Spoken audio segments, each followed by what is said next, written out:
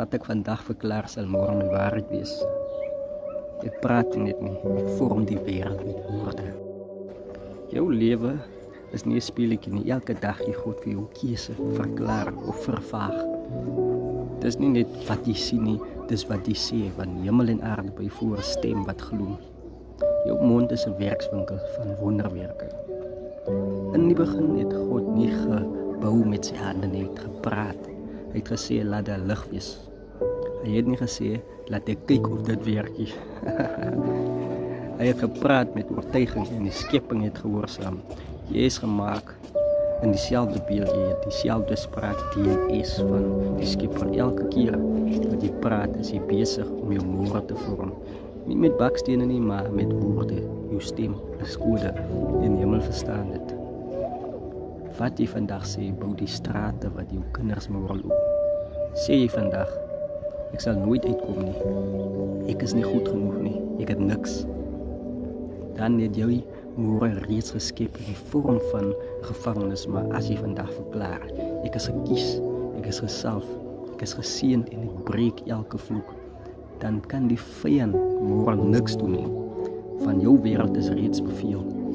Moet nooit vergeet nie, jou stem kan of jou erfenis vernietig of jou toekoms seën. God wag nie vir omstandighede nie, hy wag vir jou stem. Lazarus kom uit. Talita, komi, staan op en loop. Jesus het nie eers gebid nie, hy het beveel. Hy het nie gepraat van sy situasie nie, hy het gespreek tot sy situasie en dit het geluister. Waarom wag jy vir deurbrake as jy deurbraak en deur moet breek? Deurbreek moet wees. Jy is nie 'n slagoffer, jy is 'n verklaarder. Nie 'n wagter vir genade nie, maar 'n aktiveerder van glorie. Hemel reageer op geloof. Jy reageer op autoriteit. Elke keer as jy praat met oortuiging, skrik die duiwel, want hy weet, hierdie een het ontdek wie hy is. En dan begin die atmosfeer verander. Dan bewe bergtoppe, dan breek kettinge, dan begin dinge beweeg. Sê dit hard. Wat ek vandag verklaar sal môre my waarheid wees.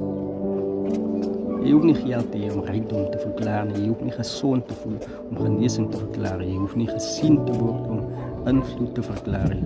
Want woorde is saad en môre is net die oes van vandag se geloof. As jy stil bly, bly jy vas. Maar as jy praat, breek jy los. Ek verklaar, jou stem sal miljoene beïnvloed. Jou drome sal realiteit word. Jy sal bou waar ander sloop. Jy sal vloei in oorvloed en nie sukkel nie. Jy sal sien hoe môre kniel voor jou vandag, want jy het besluit om te praat en die hemel luister. Ek is nie hier om te wag nie. Ek is hier om te verklaar. Ek praat nie net nie, ek vorm. My mond is 'n wapen en my geloof is my vuurkrag. Wat ek vandag verklaar sal môre my waarheid wees.